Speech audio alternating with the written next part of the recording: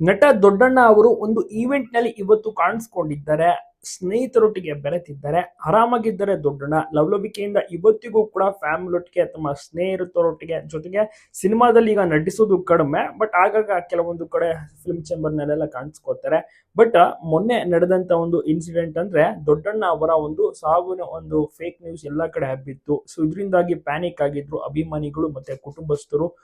ಮತ್ತೆ ಅದರಿಂದಾಗಿ ಸಿಕ್ಕಾಪಟ್ಟೆ ಫೋನ್ ಕಾಲ್ಸ್ಗಳು ದೊಡ್ಡಣ್ಣ ಅವರಿಗೆ ಸಹ ಬರ್ತಾ ಇತ್ತು. ಜೊತೆಗೆ ಖುದ್ದು ದೊಡ್ಡಣ್ಣ ಅವರೇ ಲೈವ್ ಬಂದು ಕ್ಲಾರಿಟಿಯನ್ನು ಕೊಡ್ತಾರೆ. ನಾನು ಗುಂಟ್ಕಲ್ಲಿದ್ದಂಗಿದ್ದೀನಿ, ನನಗೆ ಏನು ಆಗಿಲ್ಲ, ನಾನು ಆರಾಮಾಗಿದ್ದೀನಿ, ಯಾರು ಕೂಡ ಹೂವಗಳಿಗೆ ತಲೆ ಕೆಡಿಸ್ಕೋಬಿಡಿ ಅಂತ ಕೂಡ ಕ್ಲಾರಿಟಿ ವಿಚಾರವನ್ನ ಸಹ ತಿಳಿಸಿದ್ರು.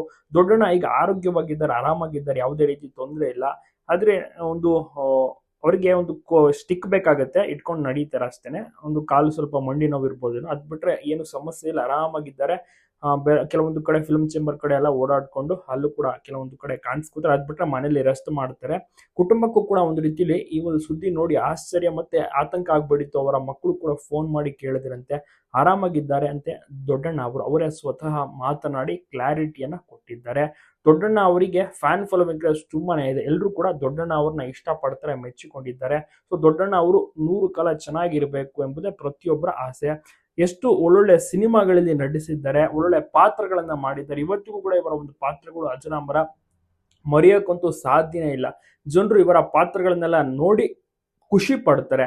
ನಾನು ನೆಮ್ಮದಿಯಾಗಿ ಆರಾಮಾಗಿದ್ದೇನೆ ಅಂತ ಇದೀಗ ಅಂದ್ರೆ ವಿಡಿಯೋ ಮೂಲಕ ಅವರಿಗೆ ಸ್ಪಷ್ಟನೆಯನ್ನ ಸಹ ಕೊಟ್ಟಿದ್ದಾರೆ. ಆಗ ಜನರು ಎಲ್ಲರೂ ಕೂಡ ಖುಷಿಯಾಗಿದ್ದಾರೆ.